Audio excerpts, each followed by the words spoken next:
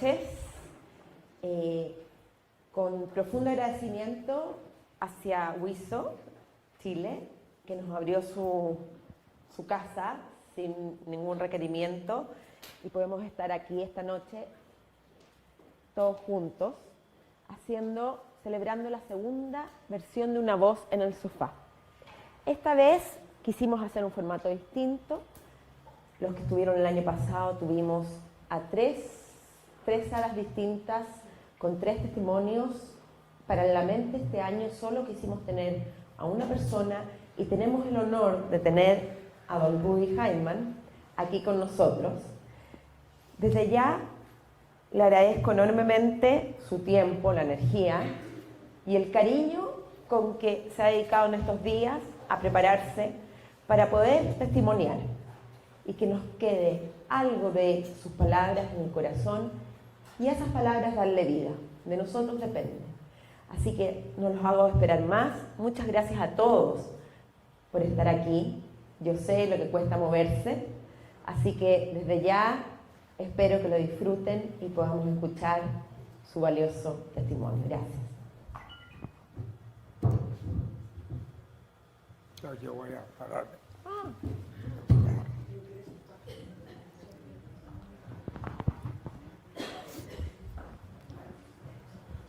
Voy a hablar de pie mientras que me dé la fuerza. Buenas tardes. Hoy conmemoramos otro aniversario de la Shoah, que es el desastre que nos ocurrió hace casi 80 años. Y ese tiene una dimensión tan absurda que ningún ser humano real puede captarlo en su verdadera dimensión. 6 millones de muertos. Y estos 6 millones de muertos no pueden hablar, no tienen voz. Entonces, los pocos sobrevivientes, los que tuvieron la suerte de salvarse, vamos a hablar nosotros en nombre de ellos, y si no lo hacemos nosotros, ¿quién entonces? Para poder aportar algo de esa dimensión que conocemos, uno no puede participar. Lo único que uno puede participar de poner como evidencia una vivencia vivida en esta época, una tercera de los cientos y miles de personas que no se salvaron. Así voy a tratar de hacer un aporte para ellos. Cuando Hitler llegó al poder, yo tenía 11 años. Era alumno de un colegio estatal en Berlín y una de las primeras acciones que hizo el nazismo era engrupir y concientizar a la juventud alemana para que les sirvan 7 años más tarde como soldados para la guerra que iba a iniciar. Dentro del programa del nazismo también había el antisemitismo violento. Y nosotros, como todos los judíos, y nosotros como niños o jóvenes en el colegio, lo sufrimos. Esa concientización que hicieron los alemanes a la juventud, lo hicieron de forma muy efectiva, muy inteligente, en forma de seminarios, campamentos, fogatas los fines de semana, y los efectos no se hicieron esperar. Así lo que eran durante años nuestros compañeros, nosotros éramos un curso de 28 alumnos y 4 judíos entre ellos, inmediatamente empezamos a sufrir los efectos.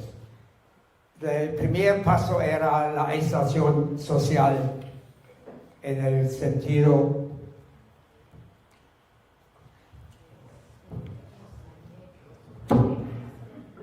Bueno, ya.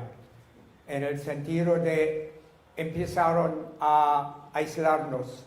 No nos invitaron más para el cumpleaños, no nos permitieron más participar en los recreos donde se vive el colegio y después nos prohibieron de participar en las tardes deportivas, así creciendo todo el tiempo. Y después pasó a la segunda fase, el bullying, empezaron a llamarnos nombres como Dreckjude, judío mugriento, Vaterlandsverräter, traidor de la patria, y fue un sufrimiento.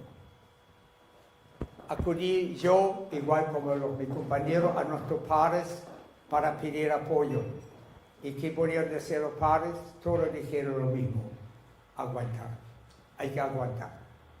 Era difícil aguantar, especialmente los días lunes, cuando vinieron recién imbuidos de toda esta propaganda, y era insoportable. Y yo, por primera vez, empecé a capear clases, no ir al colegio el día lunes, sin el permiso de mis padres, para por lo menos sufrir un poquito menos este día. Así siguió, y tuvo un fin inmediato. Esto fue a los 15 años, cuando fuimos todos expulsados del colegio de los judíos, porque no un joven judío puede seguir estudiando más allá del octavo básico. A los 16 años recibí una notificación de la comisaría de presentarme. Me dijo el sargento: tu nombre figura en una lista larga de jóvenes que están considerados un peligro para la seguridad del Deutsche Reich. Así te voy a poner bajo vigilancia policial. Tienes que poner aquí, presentarte 3 veces al día, en la mañana, al almuerzo, en la noche, los 7 días a la semana. No sabía exactamente lo que significa. Me aconsejé con personas más sabiendo, y ellos me dijeron: esto en fondo es nada más que la lista de espera para que te van a llevar un día al campo de concentración. Aquí hay una sola solución: es salir del país, es fumarse, hacer su humo. Hablé con mis padres, porque en esa época empezó a morir la palabra emigración, y se transformó en sálvase quien pueda. Con el permiso de mis padres, me presenté en la Federación Sionista, exponé mi caso, y me dijeron: sí, tú no eres el primero ni el último, nosotros vamos a tratar de salvar a ustedes. Esté atento a nuestro aviso. Llegó el aviso. El aviso decía: el próximo lunes va a salir un tren de la estación de ferrocarril a la frontera italiana. Este tren vas a tomar tú, junto con muchos otros jóvenes en la misma situación. El tren parte a las 8:30, a las 8 te paramos en el andén. Prevenido de una mochila de excursionista, cross country, y nada más. El resto de la logística lo encargamos nosotros. Y así llegó el día lunes. Este día lunes, en la mañana, fueron mis tíos, mi primo, a despedirme. A la hora de almuerzo fue a la casa de la abuelita, despedirme, inconsolable Naomi, porque sabía que nunca más va a ver a su nieto. En la tarde me despedí de la polola, último abrazo, y a las 7:30 mis padres y mi hermana me acompañaron a la estación de ferrocarril. Ahí llegamos a las 8, como estaba acordado. Ya estaban casi todos reunidos. Los encargados de la operación nos indicaron cuáles son nuestros asientos en el tren. Dejamos nuestra mochila allá y salimos al andén para despedirnos de nuestros padres. se escucha el pito del jefe de la estación, el tren está a punto de partir, las puertas se van a cerrar, todos a bordo. Los últimos abrazos de nuestros padres, los últimos besos, las lágrimas furtivas de nuestros padres, los sollozos de nuestras madres, y nosotros los jóvenes subimos al tren. ¿Y nosotros los jóvenes? No, los jóvenes no lloran. Jóvenes de 16 años no lloran porque no cachan la profundidad de la trágica que está produciéndose. Subimos al tren, el tren se pone en marcha, nosotros nos asomamos a la ventana para dar últimos saludos a nuestros padres y hermanos. 40 segundos más tarde, el tren ya está fuera de la estación. Se terminó la despedida, regresamos a nuestros asientos y lo sabíamos. Lo supimos recién 7 años más tarde, cuando terminó la guerra. Este saludo por la ventana, para muchos de mis compañeros, era la última vez que vieron a sus padres, a sus hermanos. Así, lo que ustedes escuchan es el relato de un subafortunado, porque mis padres, 8 meses más tarde, consiguieron una visa aquí en esa tierra de Dios, todos lo compartimos. Viajamos toda la noche, el día siguiente, y la noche siguiente iniciamos el cruce de la frontera a través de la cordillera de los Alpes. Fue todo bueno organizado y en las mañanas subsiguientes llegamos a territorio italiano. Nos habíamos salvado, o más bien nos han salvado. Nos llevaron a un campamento donde ya había 350 jóvenes que habían hecho la operación antes.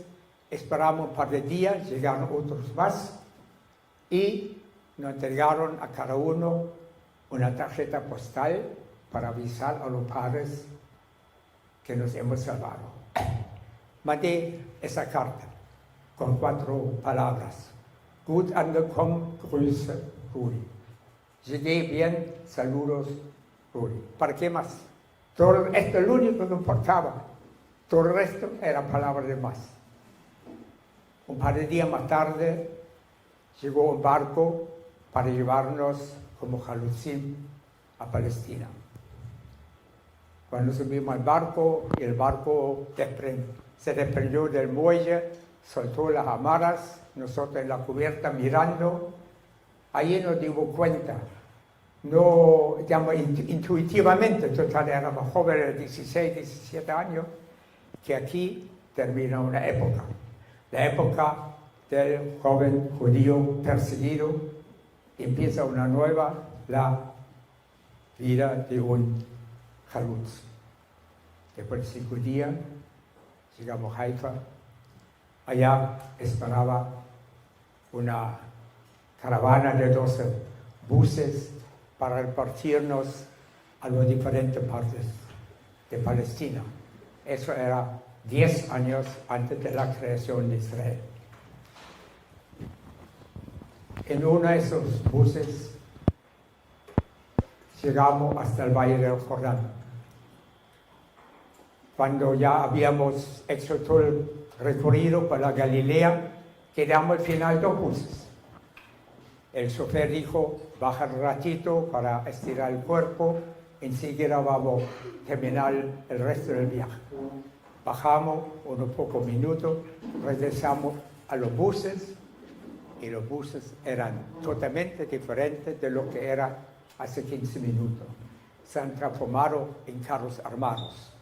La parabrisas estaban tapados con planchas de acero, con una ranura. El chofer lucía ahora su pistola en el pecho, su acompañante con su fusil. Había llegado una camioneta con 8 shomrim que los se parapetearon en la parilla del bus con sus fusiles y con su metralleta para defendernos la camioneta, y así empezamos esa pequeña caravana de 3 vehículos, descender a la Galilea los 700 metros hasta el Valle del Jordán.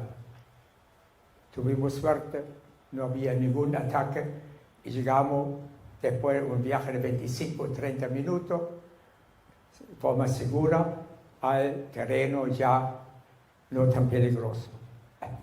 Allá nos esperaban los primeros Halutzim que habían llegado un poquito antes, eran 170, y nosotros, ese grupo, éramos 26, lo incorporamos, así con 196 Halutzim empezamos la vida de este kibutz en el Valle del Jordán. Y no voy a contar mucho de la vida de Halutz porque no hay tiempo para esto. Pero la vida era dura, pero no nos importaba porque todos éramos voluntarios, todos teníamos mística, así todo el sufrimiento era perfectamente aguantable. Además que se veía el progreso era obvio y eso da ánimo. Y así seguimos en los próximos 4,5 años, cuando llegó la nueva noticia bomba. La noticia bomba era que el ejército alemán había desembarcado en África del Norte y había empujado al ejército británico, que no estaba bien preparado, hasta las orillas del Canal de Suez. El Canal de Suez, más allá, es una guerra, pero más acá es la guerra nuestra. Y si los alemanes eran capaces de matar 6 millones de judíos en Europa, ¿cómo no van a ser capaces de eliminar también a nosotros los 650,000 judíos que éramos Yishuv en aquel tiempo?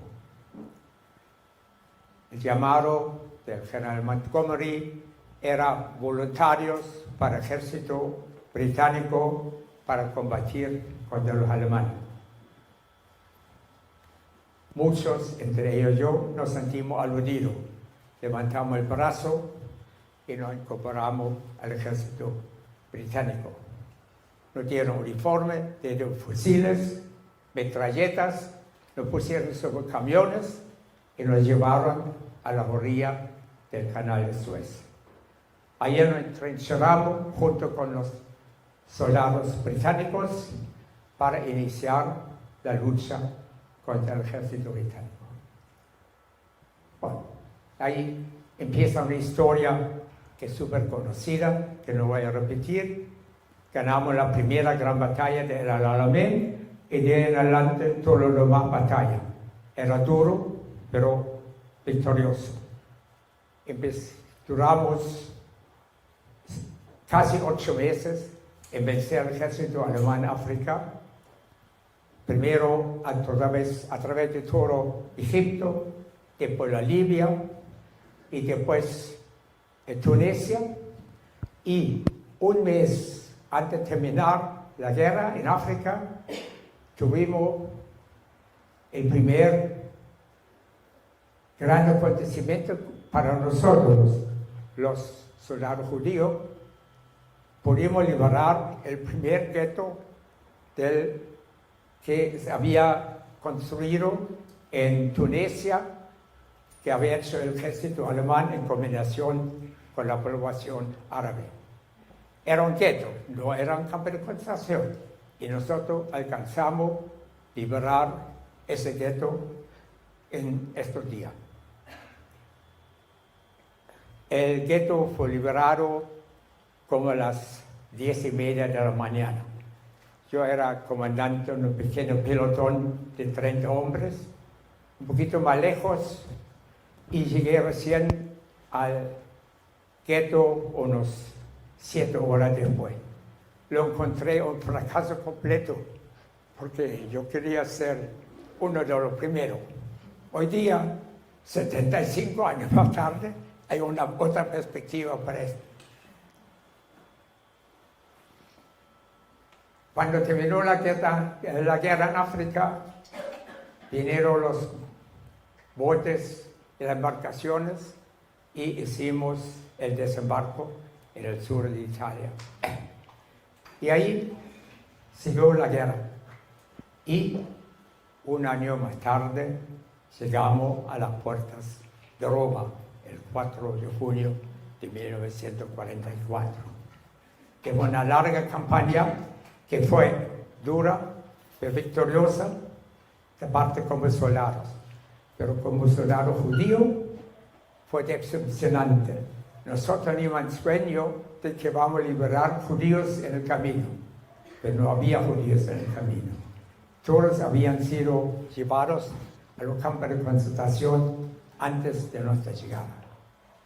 Cuando llegamos por fin a Roma, pensamos que a lo mejor hay una oportunidad, porque Roma tenía una población, un Yishuv judío de 12.000 judíos, y sabíamos que los alemanes habían arrestado y llevado a los judíos al norte, a Bergen-Belsen, Dachau y Buchenwald, pero uno u otro debe haberse salvado, y nosotros queríamos tener la suerte y el gusto de poder liberar por lo menos algunos.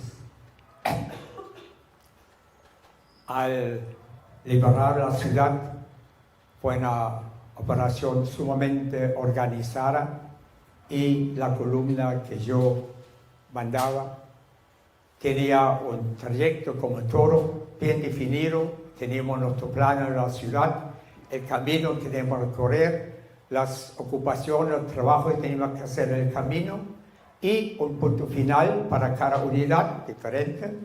El de mi pelotón era la Piazza España, una de las preciosas plazas de Roma.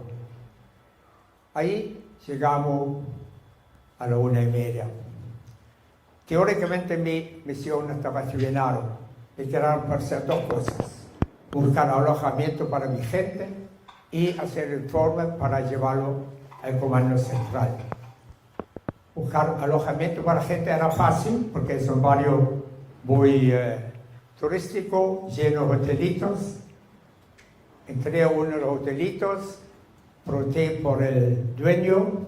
Se presentó una señora de pelo blanco, más o menos la edad de mi mamá, y yo, bajando la voz una octava para que parezca más importante, dije: señora, en nombre de su majestad británica, su hotel está requisado. Alojé mi gente, y ahora me queda el último trámite de redactar el informe. Pero era recién cuarto para las 2. Yo no tenía horario.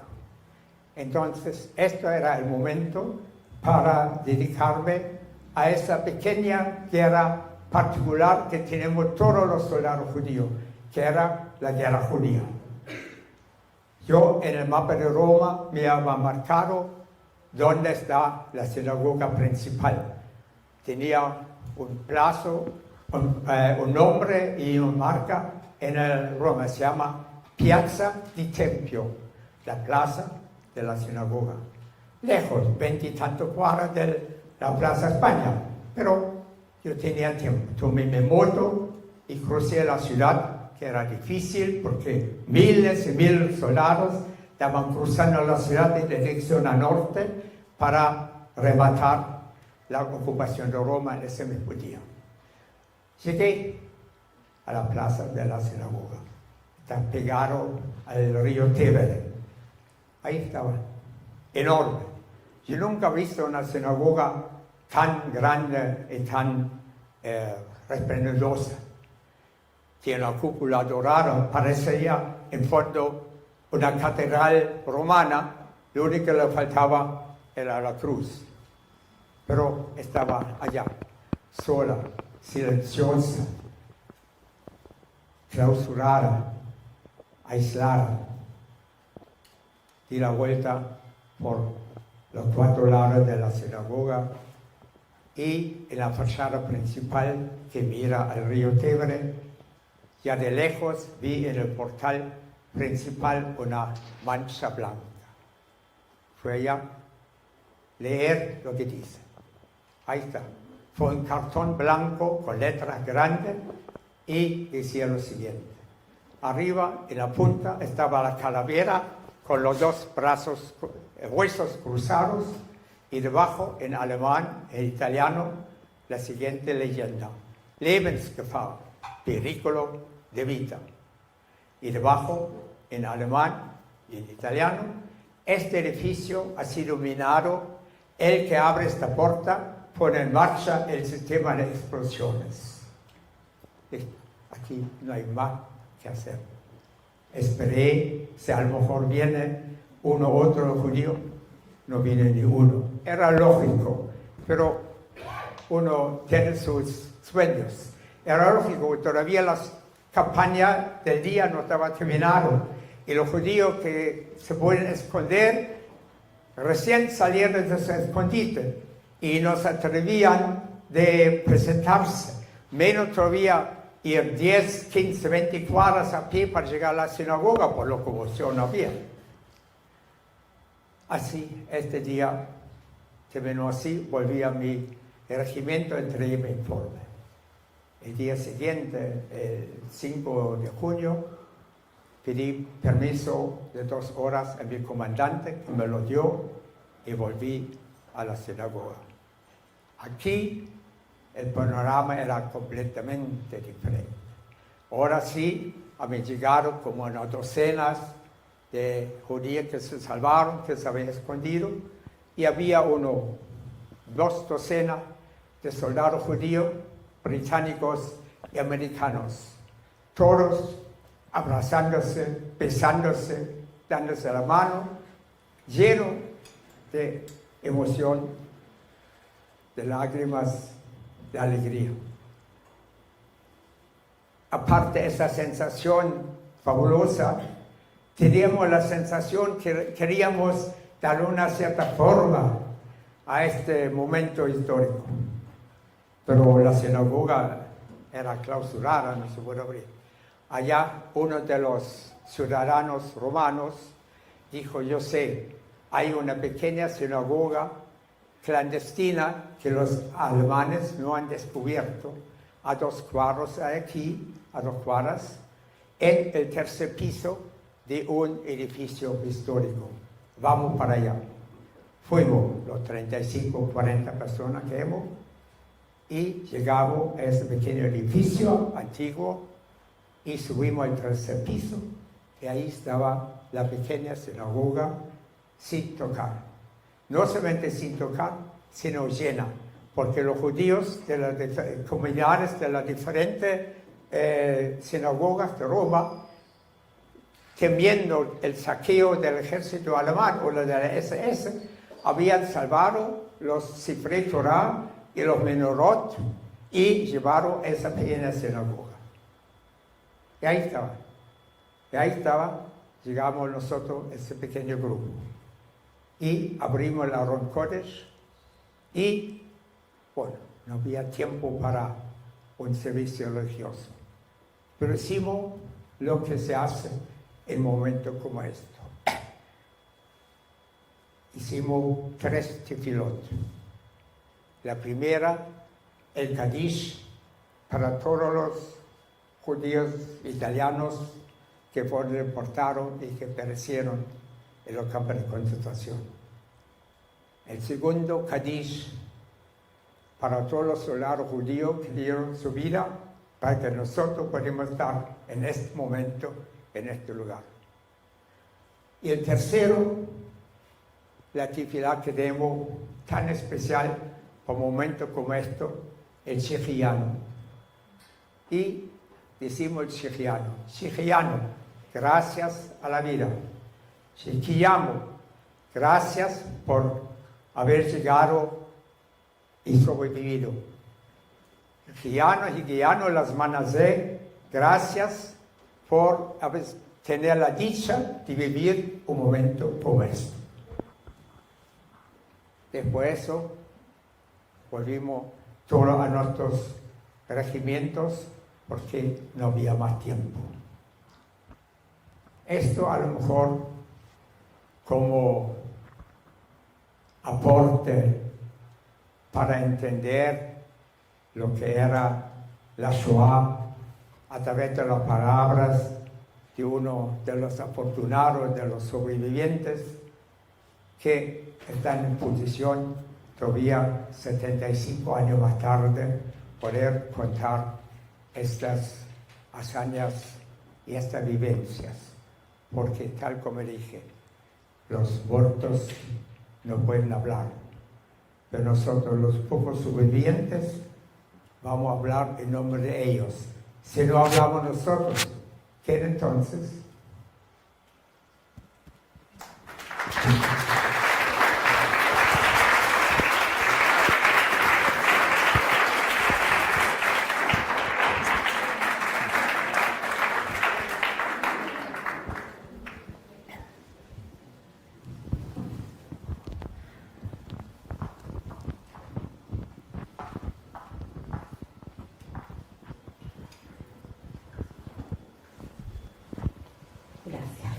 Muchas gracias. Yo creo que todos estamos aquí por lo mismo que tú dices, porque todavía tenemos el honor de escuchar a los que estuvieron ahí, los que sobrevivieron de una u otra forma. Cuando tú relatabas, surgieron varias preguntas. Una de esas es, ¿cuál es el recuerdo más doloroso que se te viene hoy a la mente?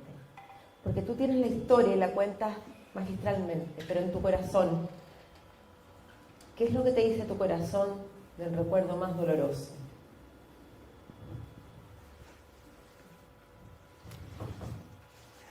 El momento más doloroso ocurrió más tarde.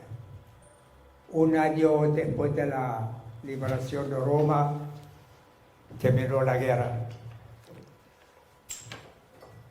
Llegamos a la frontera el día 8 de mayo de 1945.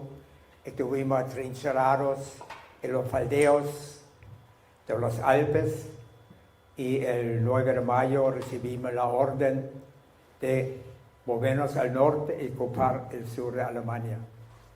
Y lo hicimos.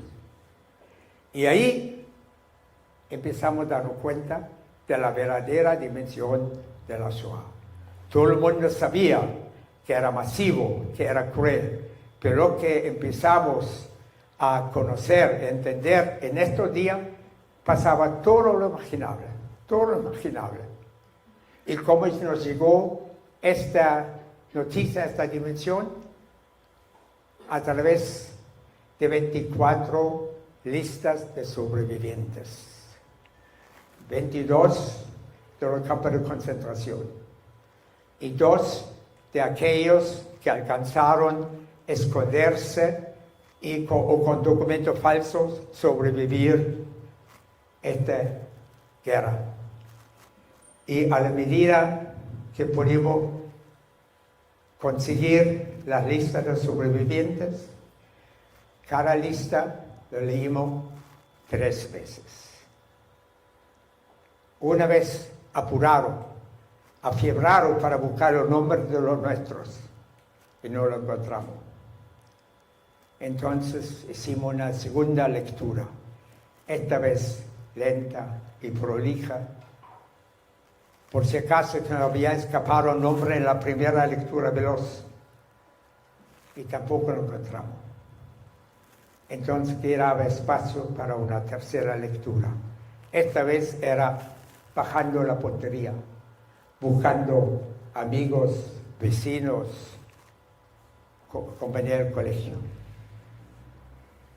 Y en estas listas, en una de estas, encontré el nombre del tío Federico, hermano del papá. Había buscado los 7 que se habían quedado atrás, pero no sobrevivieron. Vivió el único en forma muy mala, pero sobrevivió el tío Federico. Esto de darse cuenta que pasaron con la familia fue el día peor que tú me preguntaste. Y el más feliz de esa dicha que uno pocas veces vive en la vida. El más feliz, otros 3 años más tarde, cuando pude llegar a Chile a juntarme con mis hermanas, con mis padres, después de una separación de 10 años. yo quiero decir que hoy día también contamos con la presencia de la hermana de Rudy, la que está acá, que también aparece en nuestro libro. Rudy, con el pasar de los años, como tú dices, pasaron 75 años, y los estudiantes lo ven esto como algo muy lejano. ¿Qué sientes tú cuando te dicen lo ves algo tan lejano?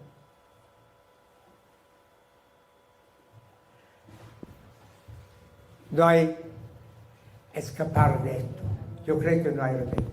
A la medida que pasan los años, la historia de la Shoah va a pasar como un evento histórico más igual como la Revolución Francesa.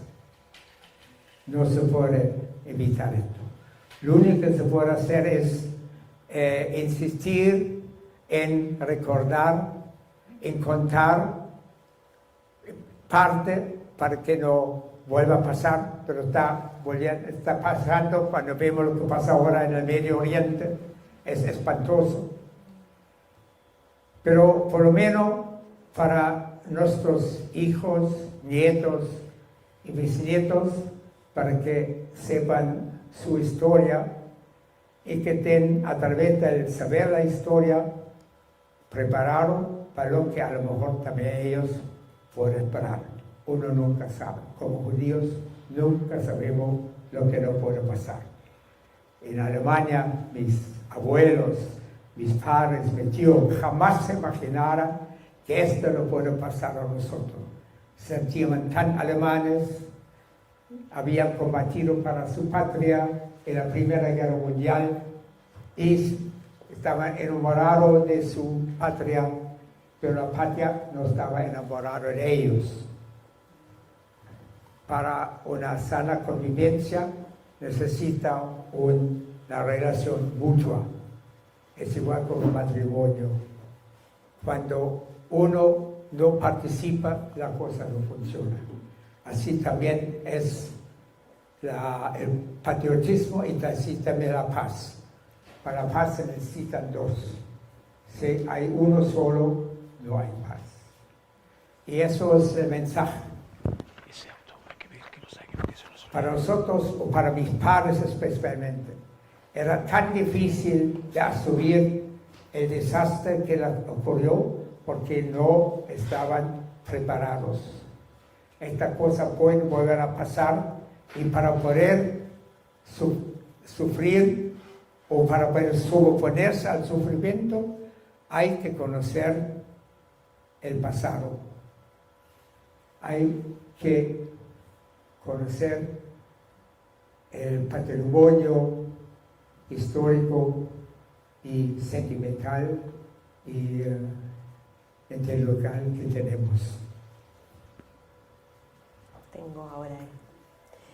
Voy a hacer un aviso de utilidad pública. Hay un Volvo blanco, patente HBYW16.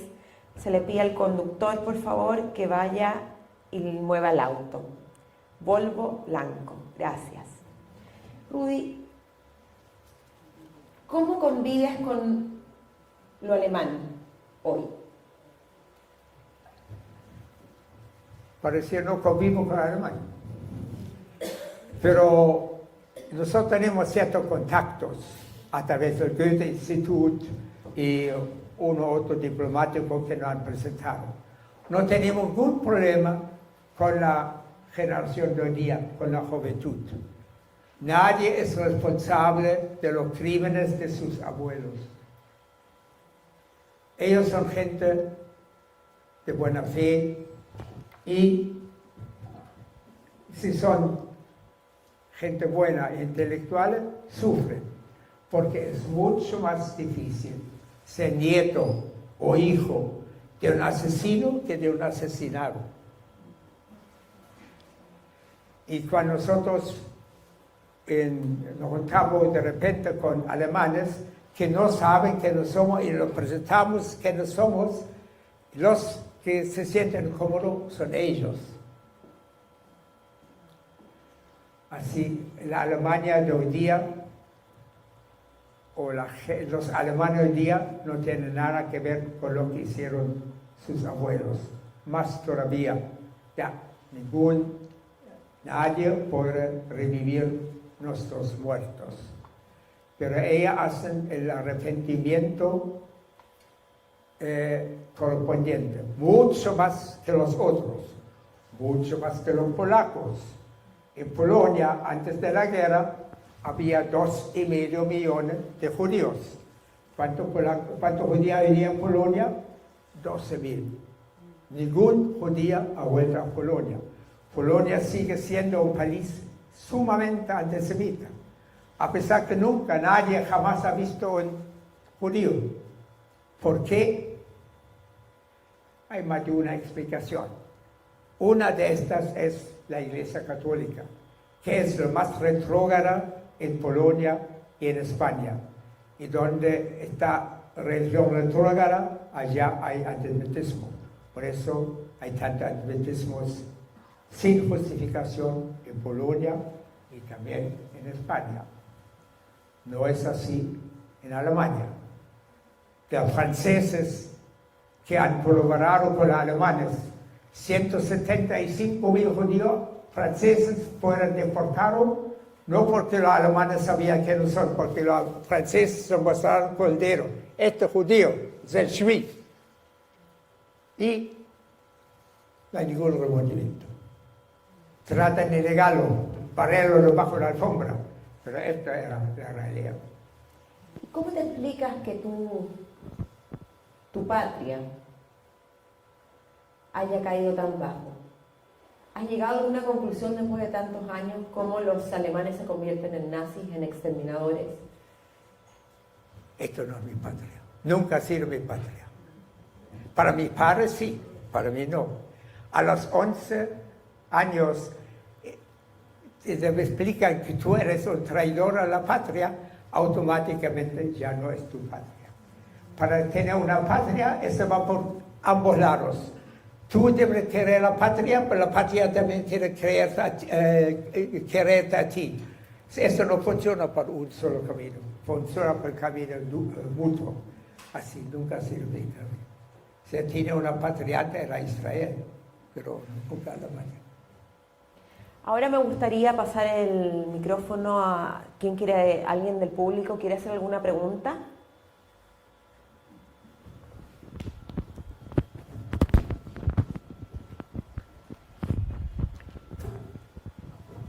Hola, mi nombre es Daniela Rusowski y a mí este tema me toca muy de cerca porque mis hijas son judías y son alemanas. Yo viví 3 años en Berlín, entonces además más me tocó saber que ustedes de Berlín vivíamos en Charlottenburg, que era un barrio muy judío antes de la guerra y lo sigue siendo ahora. Mi pregunta es, ¿cómo hacer que este tema vaya más allá de lo terrible? O sea, que sea una lección para la sociedad. ¿Cómo tratar de conversar de este tema sin victimizarnos? Que es como una barrera que hay de muchas personas que están en este momento negando la existencia histórica del Holocausto. Entonces, ha sido difícil para mí y para mi familia el relacionarnos a veces con ese tema con gente no judía. No es un tema fácil, y no lo fue en Alemania y no lo ha sido en Chile. ¿Cómo lo ve usted?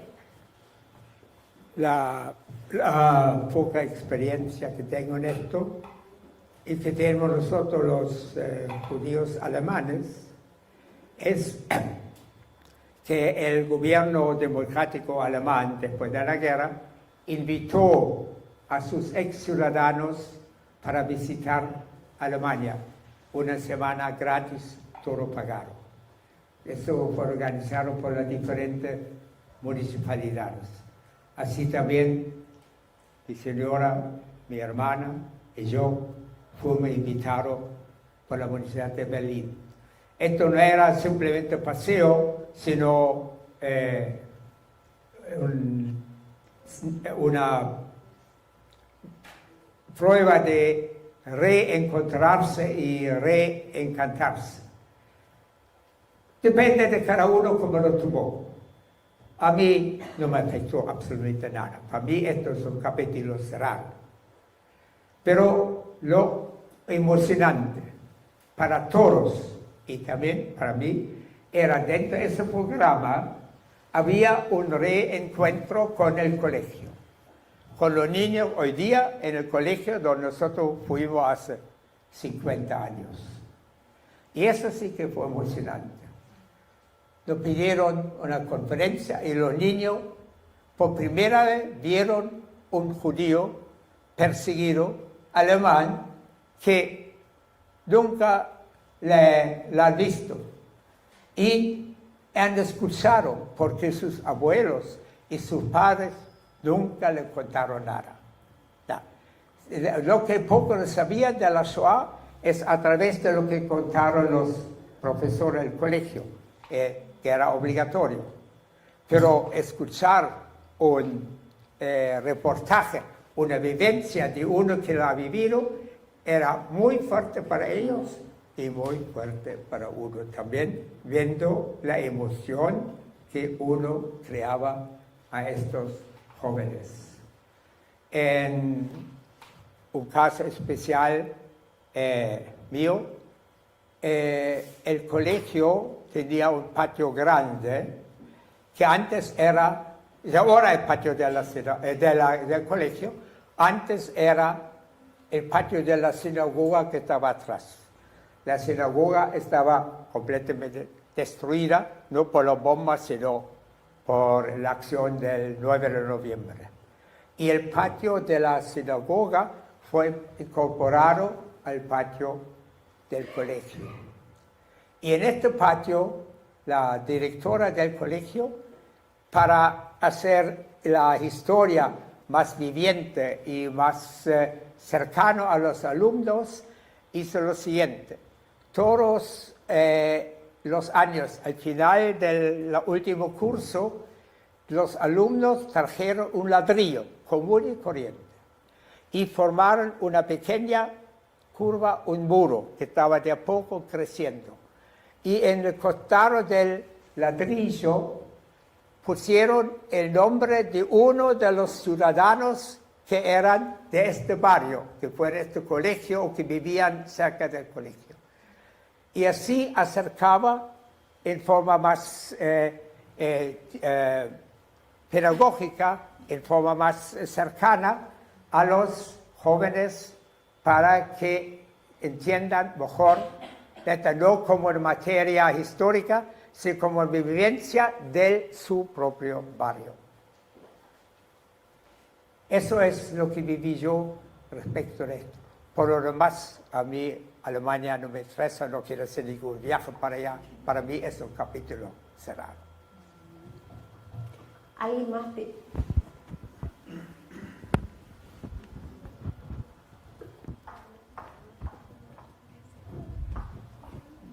Buenas noches, don Luis. Yo quería hacerle la siguiente pregunta. Muchos de nuestros padres, emigrados también de Alemania, no nos contaron jamás a todas las cosas que ellos vivieron durante su juventud, así como usted nos empezó a contar lo que a usted le significó estar en el colegio a los 11 años y cómo después lo iban a usted aislando y no lo querían. Yo le pediría, si no es muy doloroso para usted, si nos pudiera profundizar con algunas cosas que usted vivió entre los 11 y los 16 años antes de irse de Alemania. No entendí bien la pregunta. Al final, ¿qué? Si nos puede contar algunas experiencias o cómo fue la vida suya, si la puede profundizar desde los 11 años hasta los 16 años. ¿Qué experiencia, cómo fue todas estas leyes que fueron saliendo de los animales, que no podían tener teléfono, todas estas cosas que nosotros lo ignoramos, muchos de nosotros? Te voy a contestar. Lo que yo había contado era la vivencia de un joven de 16 años, o de 11 a 16 años. Pero la vivencia de nuestros padres era muchísimo peor, porque a los 11 años tú todavía no eres una persona formada, estás en formación, ni eres un ciudadano, un patriota formado. A los 11, 12 años tú no sabes exactamente qué es la patria. Así se me llamaron, me le quitaron esto, no fue tan dolorosa como fue por la generación de nuestros padres y abuelos. Ellos sufrieron mucho. Hay un ejemplo. Yo vengo de una familia de profesionales. Mi padre era químico farmacéutico, se le quitaron el título, como a todos los profesionales judíos, y fue reducido de farmacéutica a un vendedor de mostrador. El tío Federico, que era arquitecto, le quitaron el título, fue reducido a dibujante técnico. El otro tío, Fridolin, que era músico, que tocaba la viola en las orquestas estatal, fue expulsado y a nada. ¿Qué es un músico sin orquesta? Ya. Esto es fuerte. Más todavía, se decretó que un judío podía ir a un estadio, que podía ir al cine, que podía ir a un concierto. Era prohibido sentarnos en los bancos de las plazas y de los parques. Y al final terminó con la estrella amarilla. ¿Por qué con la estrella amarilla? Porque en la calle nadie sabía que tú eras judío o no. Vivíamos igual como todos los demás. Así como para sufrir y para esto, nos dieron esta estrella para que sufrimos. Un ejemplo, el tío Federico, el arquitecto, había combatido para su patria en la Primera Guerra Mundial, en el frente ruso. Había pisado una mina y le arrancó la pierna. Volvió mutilado, vivió mutilado toda su vida.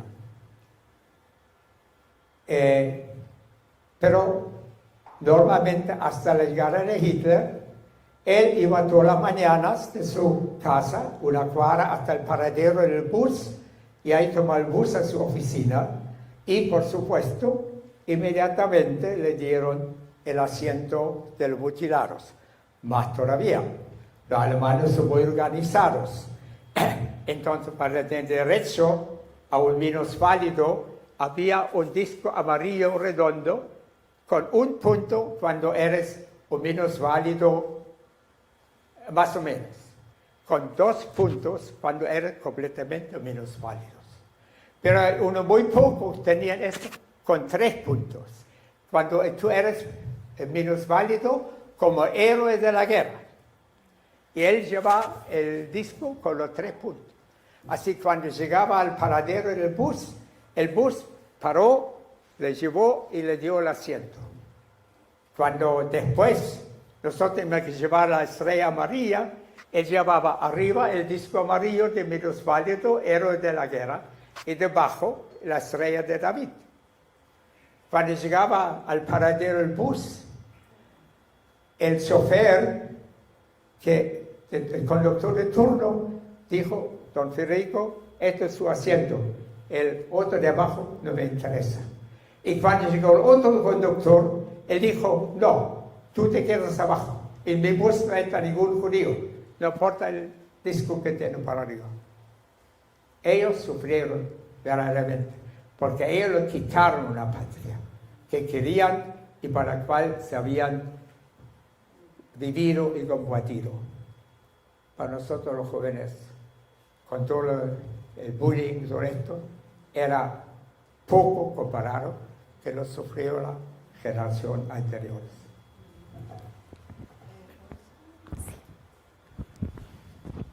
Vamos a hacer esta pregunta y otra más para ir cerrando. Sí. Rudy, quería preguntarte si tu familia en Alemania se identificaban como judíos, ¿eran religiosos o eran más alemanes que judíos? Porque entiendo que había una cosa así en el ambiente. del caso mío, y estoy hablando nada más del caso mío, nosotros apenas éramos judíos.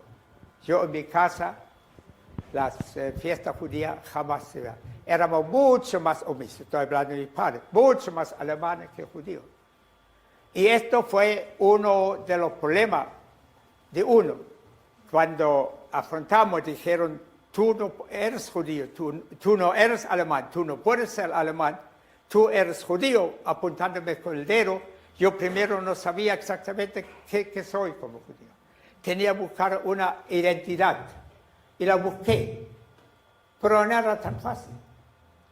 Porque ser judío como mis padres no se veían. El judaísmo diluido, completamente fracasado. ¿Cuál era la otra alternativa? El judío religioso, con los peyes, con todo esto. No, esto no para mí. Entonces, ¿dónde buscar un judaísmo con el cual uno pueda identificarse, vibrar? El sionismo, la Halutzut. Y por suerte lo encontré allá. Esta es la última pregunta. Rudy quería preguntarle si pudiera darnos alguna sugerencia cómo prevenir una situación de esta magnitud para poder decir siempre nunca jamás. Si hay alguna fórmula preventiva, alguna idea que surja de usted al respecto. Yo tenía la esperanza, igual como tú, de que esto va a servir para nunca jamás. Veo lo que está pasando en el mundo, una guerra detrás de la otra, una crueldad detrás de la otra. Lo que está pasando en Siria, lo que está pasando en Somalia, en Eritrea, en Yugoslavia, terrible. Así, nosotros vamos a soñar y conversar, y justamente eso, como para tratar de impedirlo, hasta donde uno pueda nomás. Pero hablando de aquí, voy a contar la última, pero esta está buena ya que están. Un año después de llegar a Chile, yo he dado varias conferencias en colegios no judíos que me han invitado para hablar sobre esto. Y en más de uno me preguntaron después de qué mensaje puedes tú dar a nuestros alumnos. Y le di el siguiente mensaje. Un año después de llegar a Chile, mis nuevos amigos me llevaron, o querían llevarme al desfile militar del 19 de septiembre. Yo no quería ir, tengo todo el militar hasta la tusa. Pero no quería esa aguafiesta y al final fui. Cuando llegamos no había dónde ver alguna cosa de la parada. Pero uno de los jóvenes dijo, sí, podemos verlo, porque cuando termina el desfile, marcha de vuelta a la escuela militar allá en Blanco Encalada, donde estaba en aquel tiempo. Nos paramos allá y vamos a verlo. Y en realidad así era. Para allá y lo vimos a 12 metros. Y allá el desfile fue encabezado por un pequeño camión. Y sobre ese pequeño camión había unos 10 super veteranos, más allá de los 90 años, vestidos con un uniforme que parecía de la Revolución Francesa. Y yo pregunté, ¿y quiénes son? Ah, me dijeron, estos son los últimos 10 sobrevivientes de la Guerra del Pacífico. Entonces yo me agarré la cabeza y dije, ¿qué país más feliz? Donde entre 11 millones que éramos en aquel tiempo, hay 10 pelagatos que han visto la guerra. Fabuloso. Esto no hay ni 10 países en el mundo por poder contar eso. Hoy día estamos 70 años después, 135 años sin guerra. Es una joya. Hay que cuidarla, hay que cultivarla para que esto siga siendo un aporte para el país.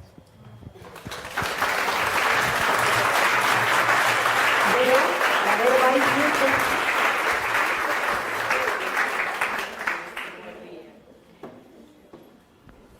A nombre de Fundación Memoria Viva, queremos agradecerte tu testimonio.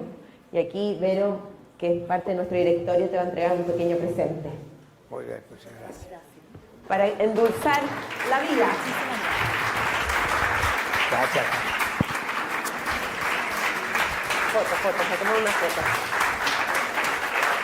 Gracias a todos por haber asistido y esperamos el otro año invitarlos a la versión número 3 de Una Voz en el Sofá.